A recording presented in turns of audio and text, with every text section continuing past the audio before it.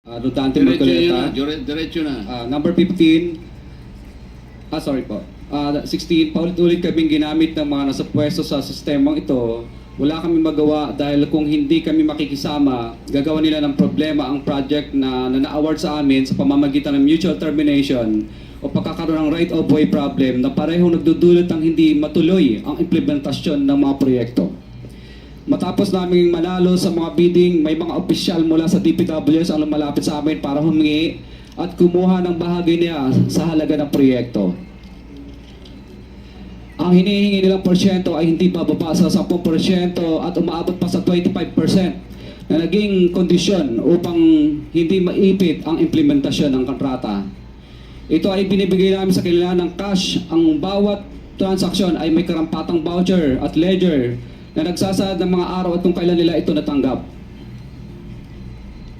Ilan sa kanila ay sina Terence Calatrava, former Undersecretary of Office of the Presidential Assistant of the Visayas of the Philippines, Kong Roman Romulo of Pasig City, Kong Jojo Ang of Uswag Ilonggo Party List, Congressman Patrick Michael Vargas of Quezon City, Kong Juan Carlos Arjo Aitayde of Quezon City, Nicanor Nicky Piriones of Aga Party List, Congressman Marcelino Marcy Teodoro of Marikina, Congressman Florida Robes of San Jose del Monte, Bulacan, Congressman Leandro Jesus Madroño of Romblon, Congressman Benjamin Benji Agarao Jr., Congressman Florencio Gabriel Bem Noel of Anwaray Party List, Kong Leo de Ode Tariela of Occidental Mindoro, Congressman Reynan Arrogancia of Quezon City, Quezon Province,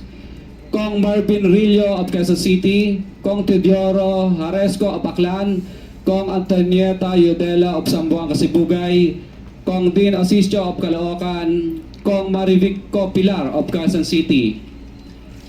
21. Mayroon ding mga kinatawan ng ilang politiko na nakikipagtakbo sa amin upang manghingi ng porsyento kapalit ng mga porsyento ng mga proyekto.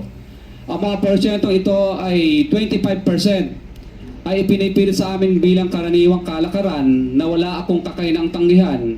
Ilan sa kanila ay sina Regional Director Eduardo Virgilio of DPWS Region 5, Director Ramon Ariola III of Unified Management UPMO, District Engineer Henry Alcantara, DPWS Bulacan First, Undersecretary Robert Bernardo, District Engineer Aristotle Ramos of DPWS Metro First, Pasig City, District Engineer Manny Bulusan of DPWS North, Manila Deo, District Engineer Edgardo Sipingol of DPWS Bulacan Subdeo, District Engineer Michael Rosaria of DPWS Quezon Second Deo.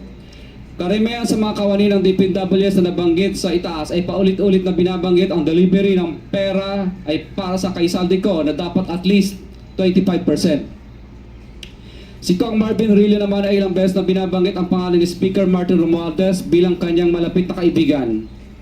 25. Sa tuwing umiinom kami sa Wine Story, sa BGC at sa Shangri-La Mall, sinasabi pa ni Kong Rillo na lahat ng kanyang request para sa pondo ay galing pa mismo sa unprogrammed funds at insertion na inaaprobahan ni Speaker. Ang tao ni Marvin Rillo na si Bogs Magalong ang pumupunta sa amin para kunin ang pera sa aming opisina o sa Wine Story. Si Kong Jojo Ang naman, lagi ring binabanggit sa lahat ng project sa kanya ay papondo ni Speaker at ni saldi ko.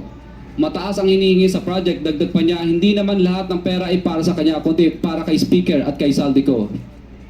Sa lungsod ng Pasig naman, lumapit sa akin ang DPWS Project Engineer na si Angelita Garucha para kolektahin ang parte ni Kong Roman Romulo sa flood control projects noong 2022. 28, number 28. Pagdating ng 2025, si District Engineer Aristotle Ramos ang sumunod na nagpakilala na bagman ni Kong Roman Romulo kung saan 30% ang kanyang hiningi ay para kay Kong Roman Romulo. Sinabihan ko kay D.E. Ramos na masyado namang mataas, ngunit sinabi niya na walang magagawa dito dahil pondo ito galing sa unprogrammed funds at insertion galing sa taas. Sa ilang pagkakataon, ang mga politiko na personal na inabutan ng halaga ayon sa hinihingi nilang porsyento mula sa proyekto.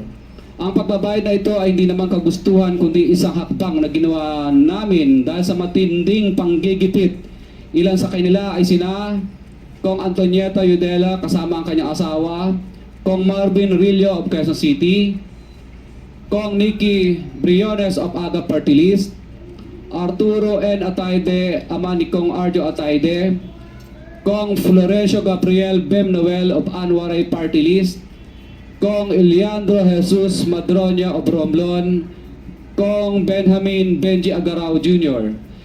Bagamat naging matinding pagsubok ang kabawasan ng pondo na nakalaan sa proyekto, pilit at matapat naming sinusunod ang bawat espesifikasyon na nakasaad sa Program of Works na nakasaad sa proyekto ng DPWH.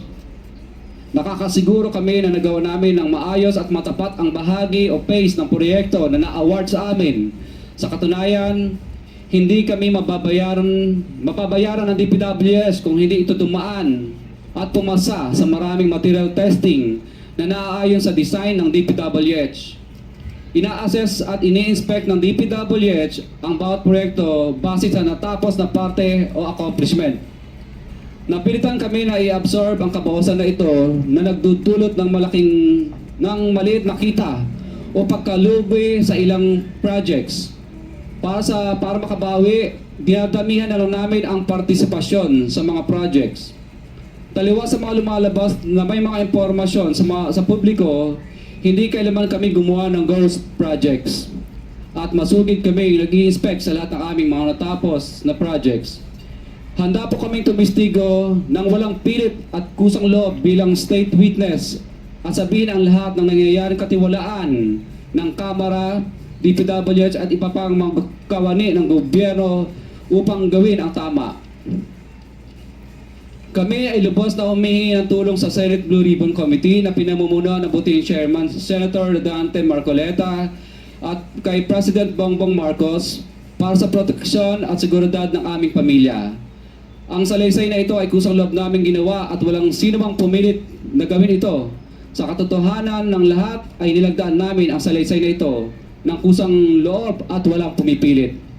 Sign, Pacifico of Vizcaya, magsasalaysay. Notaryado po. For the record,